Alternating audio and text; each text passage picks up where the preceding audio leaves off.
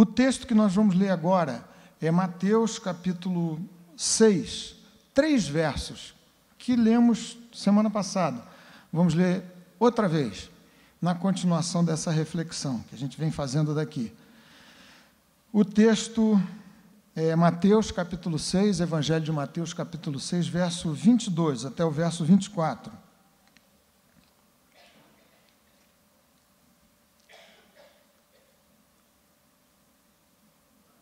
Você pode se colocar de pé mais uma vezinha, por favor, e assim a gente lê esses 3 versos de Mateus, capítulo 6. Se tiver a Bíblia e alguém ao seu lado não tiver o texto, você dá um jeitinho de dar uma ajudazinha, de modo que todo mundo consiga acompanhar. Diz assim o texto: é Cristo se dirigindo aos seus discípulos. Então você receba como uma palavra de Jesus, do Mestre, para a sua vida, para o seu coração. São os olhos a lâmpada do corpo. Se os teus olhos forem bons, todo o teu corpo será luminoso. Se, porém, os teus olhos forem maus, todo o teu corpo estará em trevas. Portanto, caso a luz que em ti há sejam trevas, que grandes trevas serão? Ninguém pode servir a 2 senhores, porque ou há de aborrecer-se de um e amar ao outro, ou se devotará a um e desprezará o outro. Não podeis servir a Deus e às riquezas. Essa é uma porção da palavra inspirada de Deus. E por ser palavra de Deus, ela traz consigo um poder de mudar a vida, de transformar o nosso caminho, de lançar luz na nossa difícil jornada. É a palavra infalível de Deus. E a expectativa do nosso coração, a oração que a gente faz nessa hora, é que ela alcance a nossa vida, todos nós, indistintamente, com força e com poder, segundo a designação do próprio Espírito de Deus que a inspirou. Senhor, nos abençoa aqui, nós te pedimos, um pouco mais, muito mais, lançando luz nos nossos corações para compreendermos a tua inspirada palavra, que ela faça diferença, para que não seja um arrazoado sem sentido, para que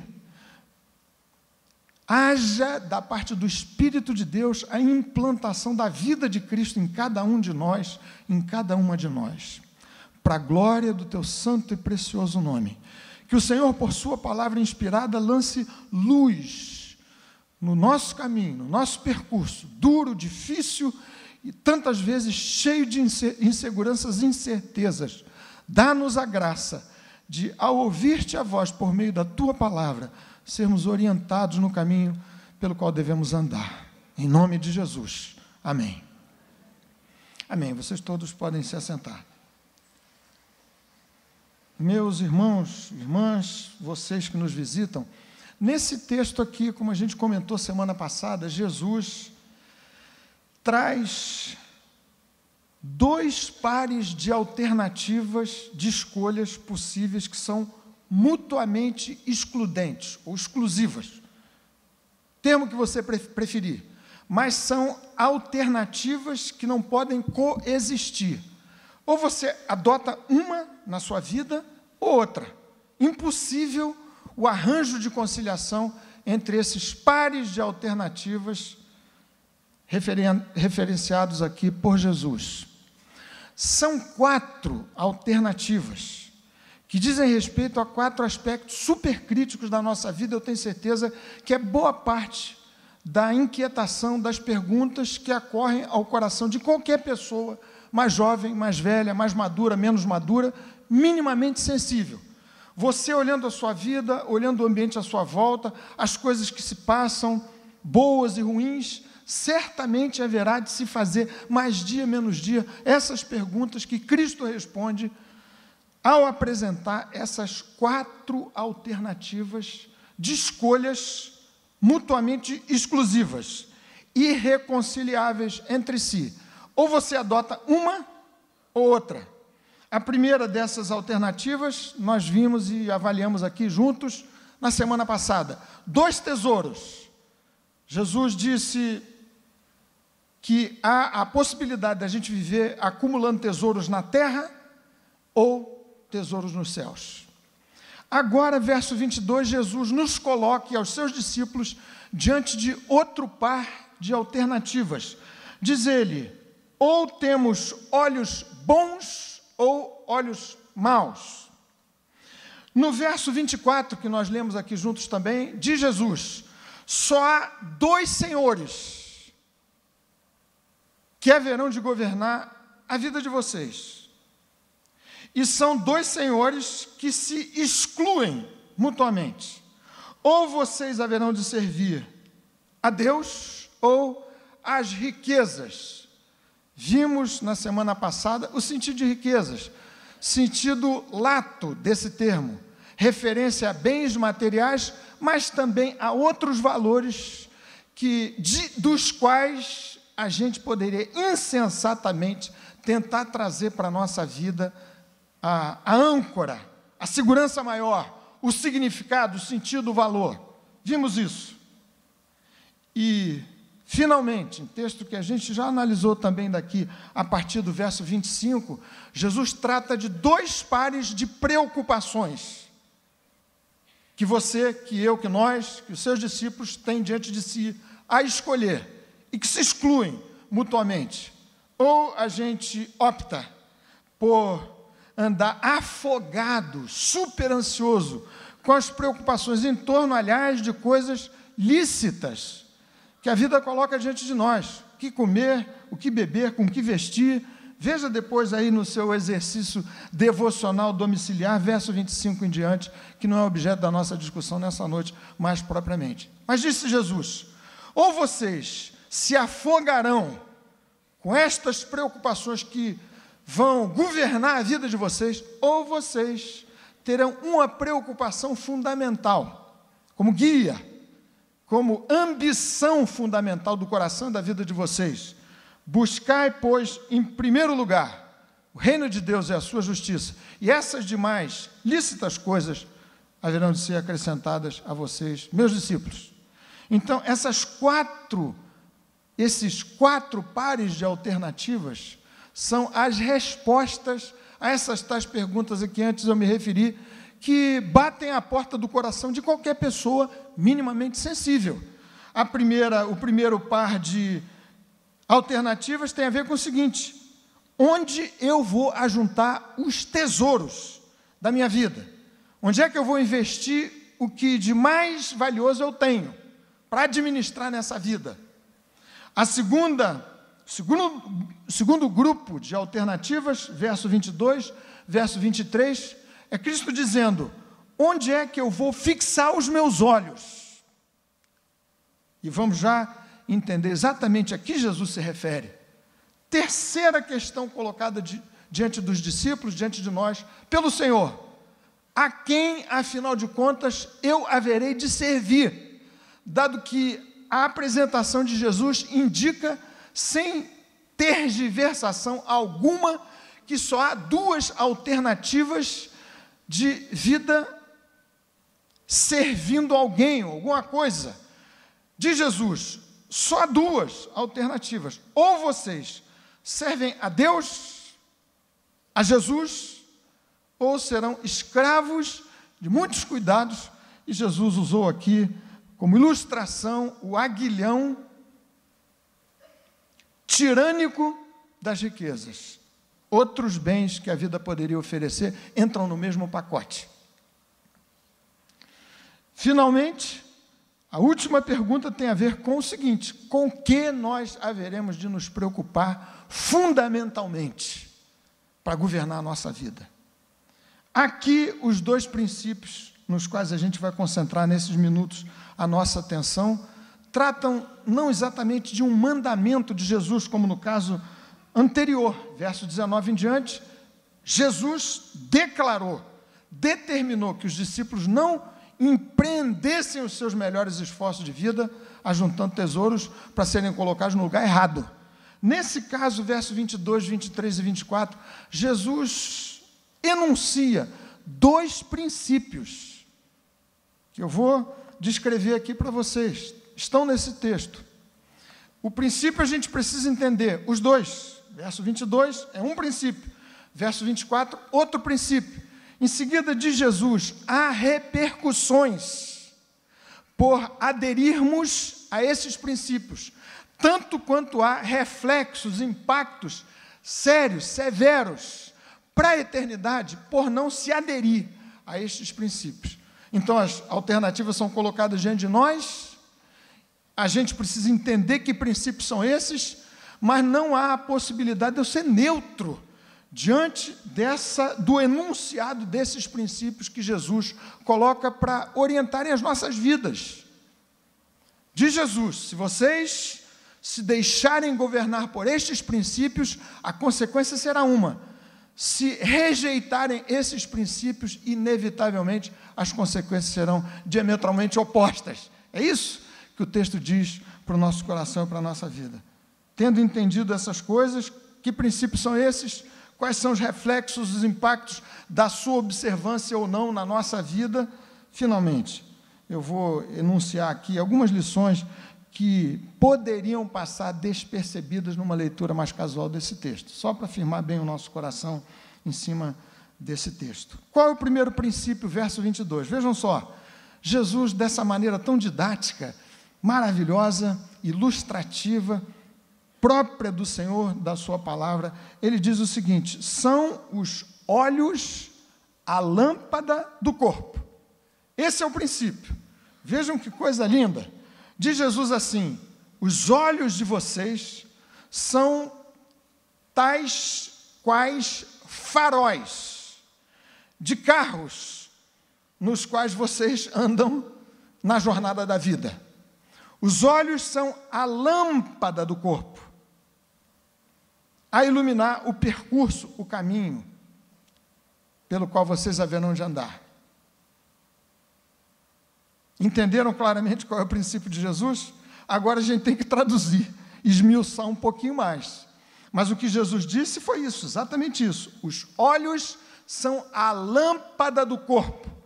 Corpo no sentido de ser esse elemento material, físico, de que eu disponho, dado por Deus, para ser, enfim, aquele instrumento das minhas ações, das minhas atitudes, de tudo quanto eu haverei de fazer nessa vida. Então diz Jesus, os olhos são o farol, a lâmpada, a iluminar o corpo, de modo que o corpo ande com mais ou menos luz.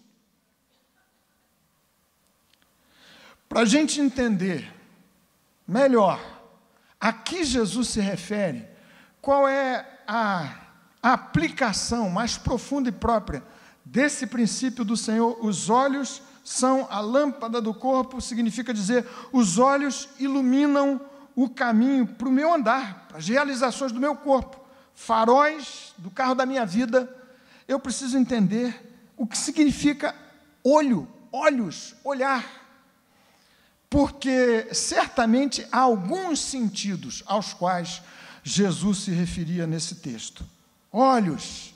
Existe, obviamente, da leitura do Antigo Testamento, do Novo Testamento, aliás, desde Gênesis, naquela situação da tentação de Adão e Eva, um sentido físico, direto, que não demanda muito esforço de entendimento, de interpretação, mas há um sentido, alguns sentidos metafóricos, para esse olhos como lâmpada do corpo. No caso das metáforas que Jesus usa, certamente as Escrituras nos autorizam a mim e a quem estuda esse texto a compreender que Jesus se referia às ambições, aos desejos que vão sendo nutridos dentro do coração humano, as coisas que vão entrando nas janelas da alma nossa, que vão montando esse conjunto de conceitos a respeito da vida, o nosso olhar existencial, mediante o qual você e eu, nós enxergamos a vida segundo determinada perspectiva, que pode apontar numa direção ou noutra, fruto de uma série de questões. Jesus diz, os olhos de vocês funcionam de fato como janelas das suas almas, que vão encher seus corações, referência certamente à nossa mente. Interpretação daquele pastor que eu cito aqui toda hora, pastor Antônio Carlos cita, a gente lê muito, Martin Lloyd Jones. A mente, os nossos pensamentos, a formulação das nossas ideias, os nossos conceitos a respeito da vida. Olhos a governarem a nossa existência. E o que é que se pode dizer de um olhar muito particular do homem, da mulher de Deus? E a gente frequentemente se refere aos olhos da fé. Uma capacidade dada pelo Espírito Santo de enxergar o que ao ocular comum é invisível. Um dia, você conhece a história, certamente, um moço que auxiliava o profeta de Deus chamado Eliseu, o moço era Geazi, se sentiu apavorado com a ameaça de uma guarnição que cercava o lugar onde Eliseu morava, de modo super ameaçador. E esse Geazi, auxiliar do homem de Deus profeta, acordou apavorado de madrugadinha, viu aquele exército armado até os dentes, preparados para marchar, atropelando Eliseu e tudo mais, que vissem pela frente. E o moço apavorado disse: ai, meu senhor, o que faremos? E Eliseu orou uma das mais objetivas e impressionantes orações que se poderia orar. Ele disse: Senhor, rogo-te que lhe abras os olhos. E o texto diz que aquele moço conseguiu ver que ao redor de Eliseu havia carros e cavalos de fogo, anjos de Deus a protegerem Eliseu. O que só se poderia enxergar com o ocular da fé.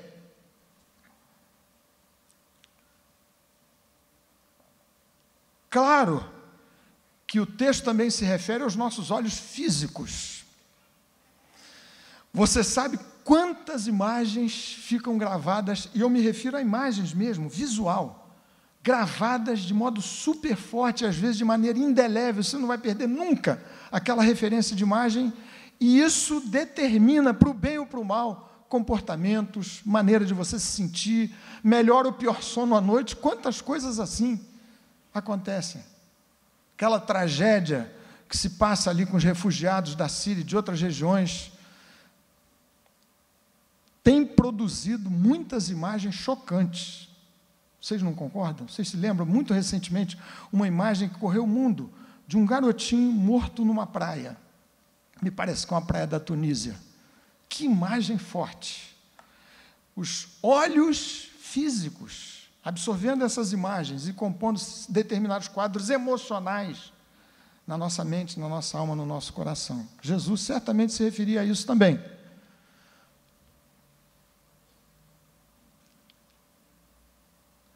Quem ontem pôde participar desse esforço missionário de conexão com a nossa vizinhança, andando aqui pela nossa vizinhança pobre, certamente haverá de guardar imagens que os seus olhos físicos puderam ver e vão ficar registradas para sempre, eventualmente mudando o nosso comportamento e a nossa maneira de olhar a vida. Pastor Antônio Carlos, todos vocês sabem que faz um trabalho, é sede, na verdade, do Rio de Paz, lá no Jacarezinho, e meses atrás, talvez mais de meses, alguns 2, 3 anos, não sei se tanto assim, estive lá com ele numa caminhada antes da implantação das UPPs, já deve fazer talvez 2, 3 anos, não sei, e andamos por aquele ambiente, bastante, de uma comunidade para outra. Fomos até um lugar conhecido como Cracolândia, campo de futebol abandonado, cheio de porcos e muita gente. Zumbis humanos, um quadro horroroso. E Antônio disse para mim, olha, aqui é a visão do inferno. O inferno não deve ser pior do que isso. E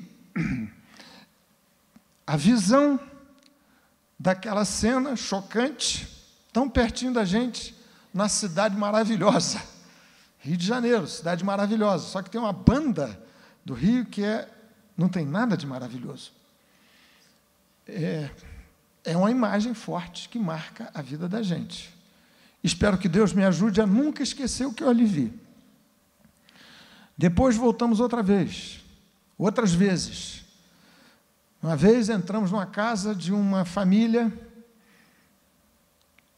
assistida com uma bolsa de alimentos, assim, ajuntada de maneira voluntariosa por alguns irmãos, lá da Igreja da Barra e outros, e eu fui lá com jovens aqui da nossa Igreja Betânia, que puderam enxergar uma realidade que, de outra maneira, a gente não se daria conta da sua existência. Os olhos físicos sendo alimentados por visões que, de um modo ou de outro, vão alimentar nosso coração, vão forjar a nossa maneira de enxergar a vida. Verso 24, o outro princípio enunciado por Jesus. Ninguém pode servir a dois senhores. Não podeis servir a Deus e às riquezas. Aqui, o segundo princípio de Jesus trata do governo da nossa vida. Como disse a vocês no início dessa meditação, Cristo foi super radical para dizer o seguinte, e é uma mensagem implícita nessas duas alternativas que ele propõe, de senhorio sobre a vida de toda a gente, de todos os homens, de todas as pessoas. Ou eu me deixo governar por Deus, por Cristo, pelo seu poder, pelo seu amor, por sua vontade, ou eu serei escravo de outros entes. E ele aqui se referiu às riquezas, a mamon, às preocupações com a vida e tantas outras coisas que fazem esse pacote, sentido lato do termo, aqui Jesus denominou riquezas. O princípio não é possível para nenhum de nós sermos propriedade. O termo que Jesus usou foi forte. Ele usou a linguagem de escravo na relação com o seu senhor. Servir a dois senhores. Uma terminologia totalmente associada a esse ambiente e a este tipo de governo de relação. Disse Jesus, aqui a paráfrase é minha, vocês até poderiam ter dois patrões, trabalharem em dois empregos distintos, mas ninguém pode ser propriedade de dois senhores.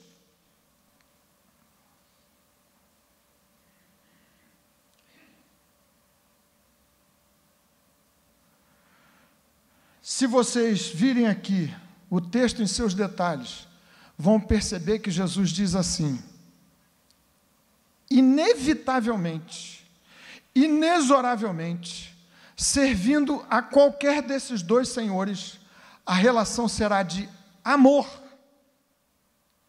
o que pode começar com um flerte, com as opções que eu tenho fora de Cristo e do seu reino, um flerte, um desejo que se vai aprofundando, vai inevitável, inexoravelmente ganhando raízes no meu coração para virar um amor. E o termo que Jesus usa, para além de amor, é de devoção. Viram aqui comigo o verso 24? Porque ou há de aborrecer-se de um e amar o outro. A relação que se estabelece com qualquer destes dois senhores será sempre de amor e de devoção, de culto. Isso é o que é, de um lado, muito desafiador e super motivante de uma vida livre dos algozes, dos senhores tirânicos que a vida fora do ambiente da fé acaba impondo. De outro lado, é um alerta severíssimo. Não existe nenhum tipo de relação light que se possa manter com esse senhorio fora do ambiente de Cristo. É uma relação que mais dia menos dia haverá de virar uma relação de amor e de culto. O que na terminologia mais bíblica, no nosso jargão, se chama idolatria. é um serviço devocional, é culto ou a um ou a outro. Culto e amor, que acabam por exigir lealdade completa, entrega total.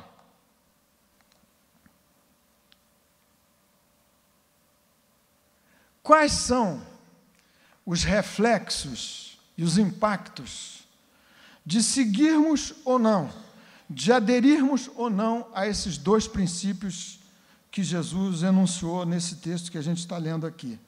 Primeiro lugar, vejam só, reflexo daquele primeiro princípio, Jesus dizendo, os olhos, nesses tais sentidos metafóricos, ou também no sentido físico, são os faróis a iluminarem o seu trajeto.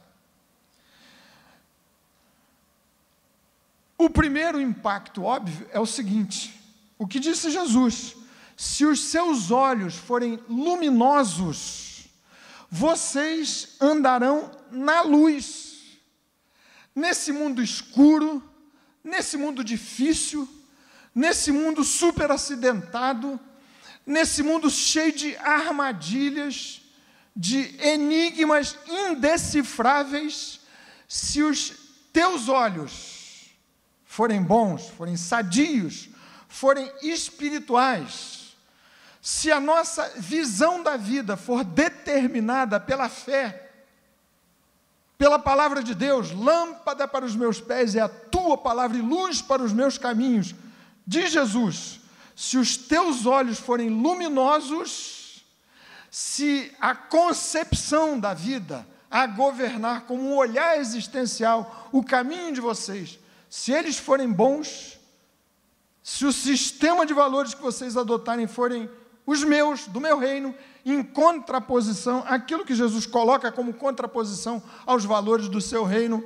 pagãos, os que vivem como gentios, distantes de Deus, se forem bons, se forem espirituais, se forem os olhos da fé, vocês não andarão em trevas, vocês andarão num percurso difícil, acidentado, caminho estreito, mas enxergarão, viverão na luz. Ao contrário de Jesus, se a lâmpada e a luz que há em vocês for trevas, que grandes serão tais trevas.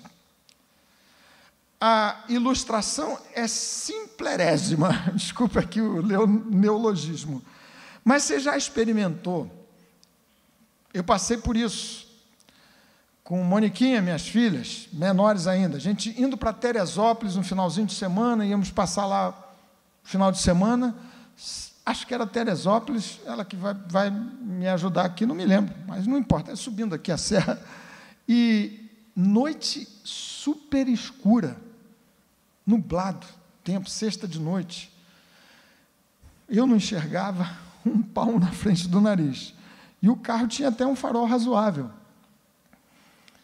De vez em quando eu desligava o farol para ver se enxergava nada, uma escuridão completa. Se já estava sendo difícil, chegamos pela graça de Deus em segurança naquele hotelzinho, fazenda lá, não sei aonde. Com os faróis ligados, imaginem se o meu carro tivesse com faróis quebrados. É isso que Jesus diz. A senda, a estrada é perigosa, é difícil, é escura, frequentemente escura, você não enxerga. Se a lâmpada do seu corpo, dos seus corpos, a iluminar o seu trajeto, se apagar for trevas, que grandes serão tais trevas. Quem tem olhos enfermos, desse ponto de vista, da fé, vai viver a desgraça, me desculpem a força do termo, de uma vida desgovernada, sem rumo, perdida, enfim.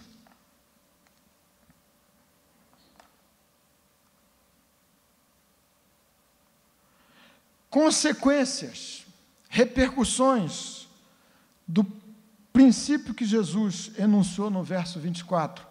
impossibilidade de servirmos a dois senhores simultaneamente.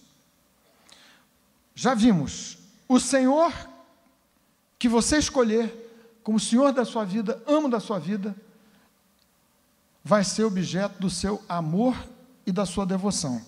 Não existe possibilidade de uma relação soft. É amor e devoção. Falando de riqueza, eu citei esse texto na semana passada, a primeira carta de Paulo a Timóteo, capítulo 6, versículo 10. Paulo disse assim: porque o amor do dinheiro é a raiz de todos os males, e alguns, nessa cobiça, vieram a se desviar da fé, e a si mesmos se atormentaram com muitas dores. O Senhor que você escolher será objeto da sua devoção e do seu amor. Ao mesmo tempo, Jesus me concede aqui um estímulo terapêutico para eu me desvencilhar das alternativas indesejadas, impossíveis para a vida do seu discípulo. Ele diz assim, que o Senhor preterido vai ser aborrecido e desprezado na minha vida. Vocês viram aqui, verso 24, porque ou há de aborrecer-se de um. E um pouco mais adiante, no mesmo verso, e desprezará o outro. É para usar uma terminologia da teologia e usada aqui pelo pastor Antônio Carlos nas exposições de Efésios e Gálatas. É o poder expulsivo do amor de Deus. Quanto mais do amor de Deus entra no seu coração, no meu coração, quanto mais da sua graça, da sua palavra, enche a minha mente, menos espaço há para outros amores concorrentes.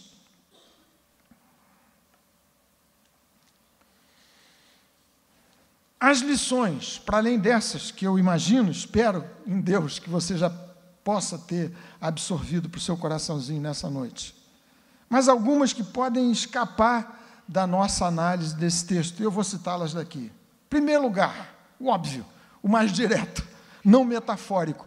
Use bem as janelas físicas da sua alma, do seu coração, da sua mente. Os seus olhos. Aplique esse instrumento glorioso de Deus, colocado ao seu dispor para ser lâmpada a alumiar o seu caminho, difícil, acidentado e frequentemente escuro, usar da melhor maneira possível.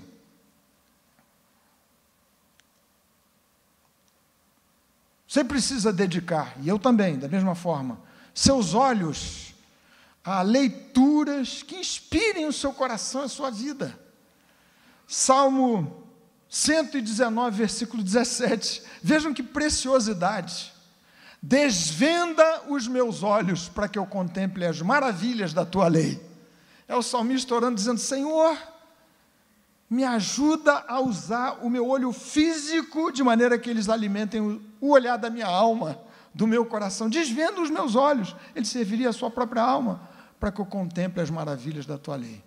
E eu tenho a bênção, a graça, claro, de ouvir a palavra de Deus, mas de usar os meus olhos para incendiarem o meu coração, a minha alma, para nutrirem as melhores e mais altas ambições da minha vida. E quanto tempo a gente desperdiça usando mal esses dois buracos da minha cabeça, para parafrasear um certo compositor brasileiro.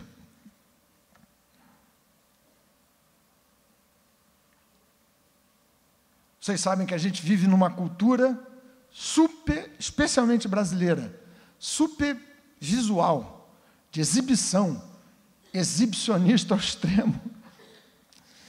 Essa semana, por exemplo, uma imagem fez um sucesso impressionante nas redes sociais.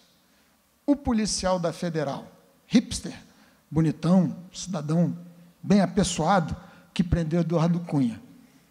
A garotada deve ter visto mais do que o pessoal de um pouco mais de idade. Mas não sei se vocês viram, aquela figura, barba, com... né? Eu acho que o termo é esse, não é isso, Natália? Hipster. É assim?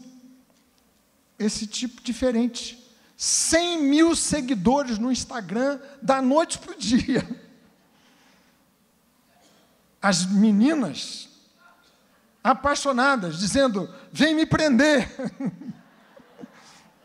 Que pena que eu não faço parte dos inquéritos da Lava Jato. Impressionante. Uma imagem, claro que tem esse fetiche todo. Antes era o japonês da Federal. E quem é contra e a favor dos governos, você sabe que tem uma brincadeira que corre por aí. Num governo é o japonês da Federal, no outro era esse hipster. Não importa. O fato é que o valor de uma imagem que ganha uma publicidade impressionante e que, eu estou brincando, mas, na verdade, forja um monte de valores no coração e na cabeça da gente, se a gente não for crítico no uso deste meu ocular físico. A palavra de Deus chama atenção para isso. Veja imagens boas, encha a sua alma, o seu coração, bons filmes, boas peças, tanta coisa maravilhosa para você olhar, para ver.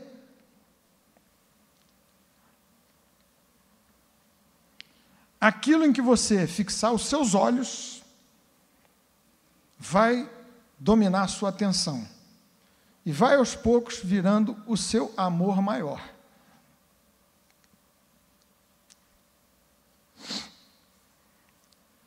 Segunda coisa a sublinhar nesse texto. A primeira delas é que a gente seja treinado em usar bem os nossos olhos físicos.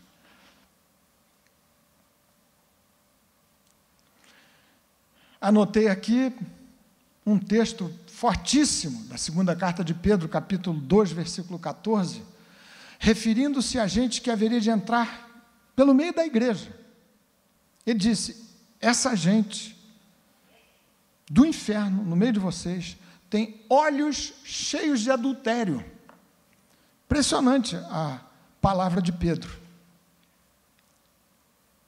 Segundo alerta, princípio, lição que esse texto traz para o nosso coração, para além do que a gente já viu. Enxergue as pessoas segundo o olhar próprio do coração de Deus. Jesus está ministrando aos seus discípulos. Jesus tem uma maneira própria, muito diferente da maneira humana de ver as pessoas, de enxergar, o que significa tratar o seu semelhante, o seu próximo. Um texto do Antigo Testamento, registrado lá no primeiro livro de Samuel.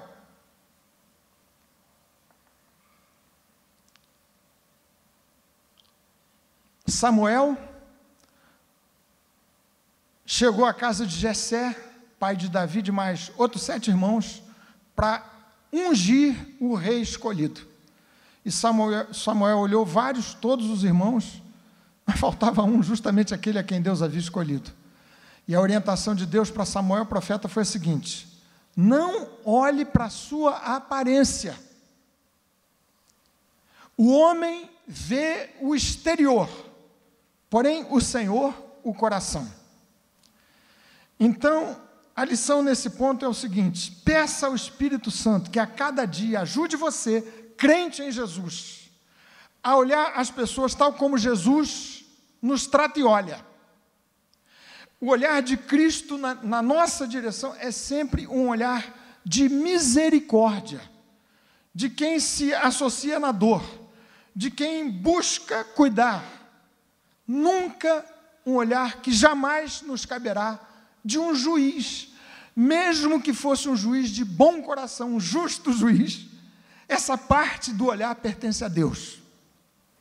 E eu preciso pedir que o Espírito Santo me ajude a ter um olhar livre daquilo que a gente chama, eu sei que a palavra é gasta, mas precisa ser utilizada outra vez, um olhar preconceituoso, que estabelece, que estigmatiza as pessoas, que estabelece formas de relacionamento por conta daquilo que você, de maneira preconceituosa, pré-estabelece a respeito do outro sem lhe conhecer o coração. Não é assim o olhar de Jesus, na minha direção, na nossa direção, na direção dos diferentes. O grupo aqui de mulheres da nossa igreja, Mulheres de Betânia, está montando um trabalho para um dos próximos sábados do mês de novembro, último sábado de novembro. O título do encontro vai ser Desigual. Acho que é isso, não é, Moniquinho? Título. Vão tratar de várias situações de gente que foge do padrão e que, por conta disso, sofre, não é aceito, não é aceita. Luta séria e grave do cristianismo, meu e seu, para a gente enxergar a vida segundo o ocular de Deus, tal como Cristo me enxerga, de maneira misericordiosa, generosa e nunca como um juiz. Aquela questão do amor à primeira vista, você sabe exatamente o que aconteceu entre mim e Moniquinha, nessa direção.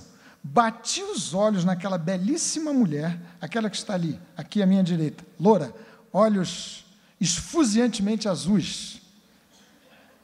E o amor se estabeleceu imediatamente, de maneira inapelável. Amor à primeira vista. Depois fui descobrir muitas qualidades maravilhosas que essa maravilhosa mulher tem. Oração, e a gente orou muitas vezes. Eu sei que havia um certo interesse naquela comunhão de oração entre nós. Mas quanto a gente orou juntos?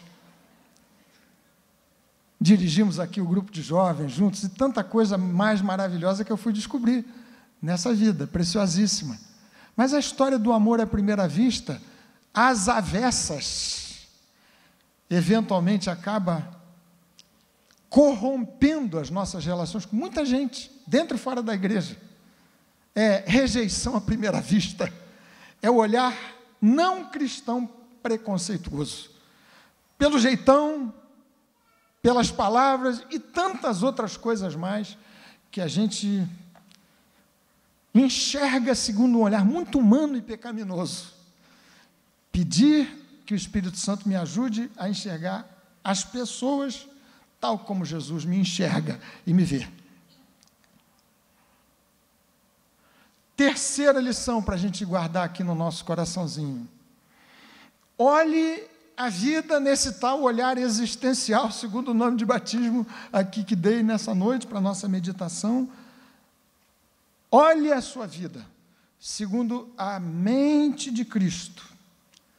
1 Coríntios, capítulo 2, versículo 16, Paulo diz assim: nós, porém, temos a mente de Cristo. Mente de Cristo significa uma visão da vida que atenda ao desenho de Cristo a respeito da vida, os conceitos de Deus, aquilo que a gente chama, novamente em teologia, a cosmovisão cristã. Da onde vim, para onde vou, para que sirvo, para que existo. Olhe a vida segundo esse ocular próprio da mente de Cristo. E como se forja uma mente de Cristo no discípulo, no que deseja andar na luz?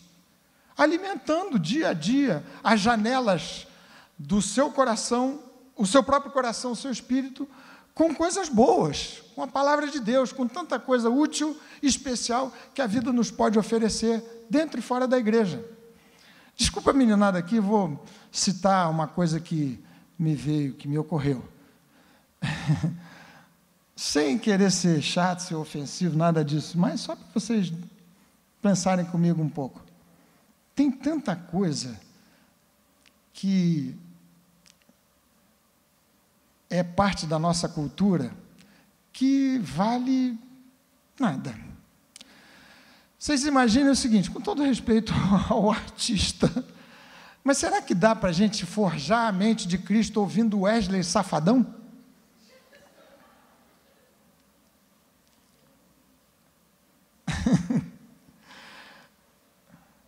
Mais de 20 milhões de seguidores, blog da curitibana Kéfera, ídola, não sei se tem esse termo, dona Liane, entre os adolescentes, sucesso total, Instagram, blog, não sei mais o quê, e ela dá conselhos para a vida, nem sei, porque eu só ouvi falar, li alguma coisa, não fico achando que vai forjar a mente de Cristo. Não é você ser aquele indivíduo jovem, desconectado de tudo e de todos, só lendo a Bíblia, exclusivamente só, mas é você ser crítico.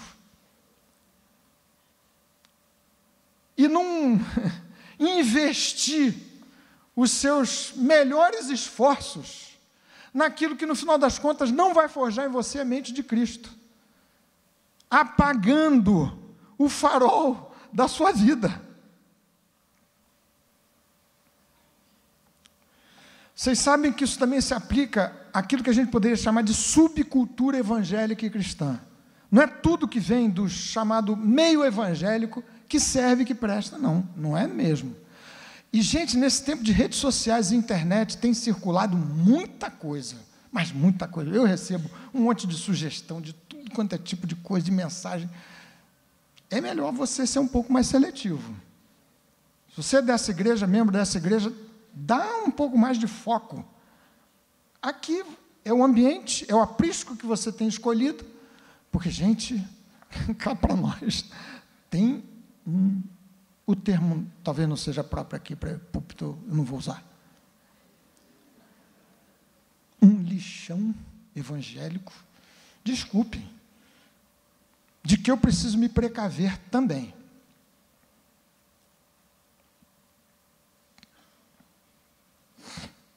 O que é que se poderia dizer de uma mente que vai sendo forjada na convivência intensificada com o nosso querido Senhor e Salvador Jesus? Hebreus capítulo 12, versículo 2. Olhando firmemente para o autor e consumador da fé, Jesus. Olhem enquanto caminham, de modo que a mente de vocês haverá de se forjar segundo a mente de Cristo. Davi, Salmo 27, versículo 4.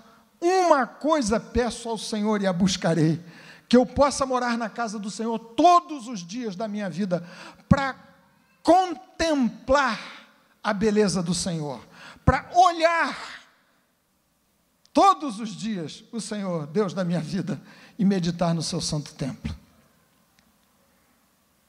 É assim que se forja a mente de Cristo no discípulo de Jesus. Finalmente, aqui, duas outras lições para a gente concluir e orarmos juntos. Viva e caminhe segundo este olhar da fé. Hebreus capítulo 11, texto maravilhoso. É você ver e abrir-se para enxergar a vida para além das circunstâncias que rodeiam você. Porque enxergar as circunstâncias e ser governado por elas não é exercício de vida em fé. Caminhe se orientando pelo olhar da fé, de quem vê o invisível, de quem se apropria das promessas de Deus, tal como descrito em Hebreus capítulo 11, desse cortejo de heróis da fé que viam as promessas de Deus de longe e as saudavam. E essas promessas que montavam esse quadro invisível da fé, trazido à visibilidade do seu ocular espiritual, governando-lhes a vida, fez toda a diferença no seu percurso. Andar segundo o olhar da fé significa você não se conformar com a mediocridade à sua volta. Talvez aquilo que você já amealhou, viveu de bênçãos, de graça, de vida, você precisa se exercitar, como esses dias a gente refletiu aqui, numa das reuniões da igreja, Salmo 81, creio que é versículo 10, se não me engano.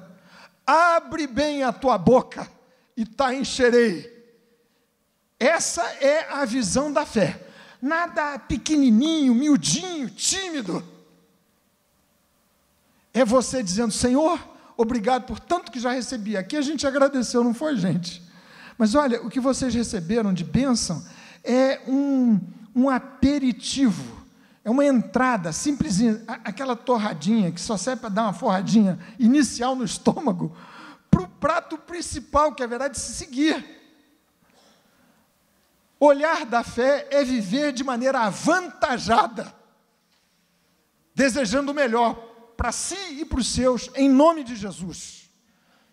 Não aceitando nada menos e menor do que tudo quanto Deus tem preparado para a sua vida. O que não significa dizer um trajeto fácil, sem acidente de percurso, Mas o olhar da fé é essa capacidade de enxergar a vida sabendo que existe uma atividade de Deus na cena oculta da vida, na operação dos bastidores.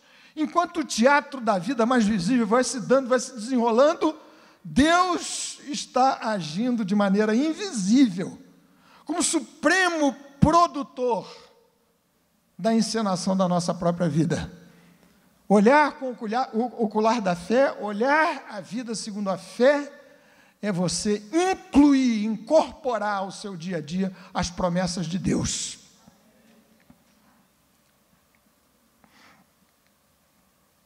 Finalmente, e aqui eu encerro, talvez da minha prédica, certamente, a chamada mais urgente, a lição mais grave de todo esse texto que a gente leu, em que a gente refletiu nessa noite. Você precisa, tanto quanto eu, decidir-se por servir só a Jesus. E ratificar todos os dias da sua vida, da sua jornada, essa decisão.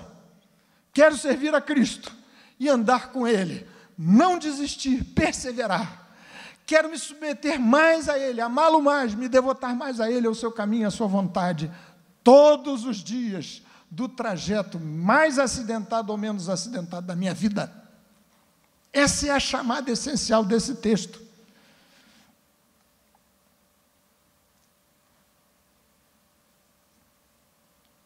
Aqui eu espero que você, em nome de Jesus, responda afirmativamente.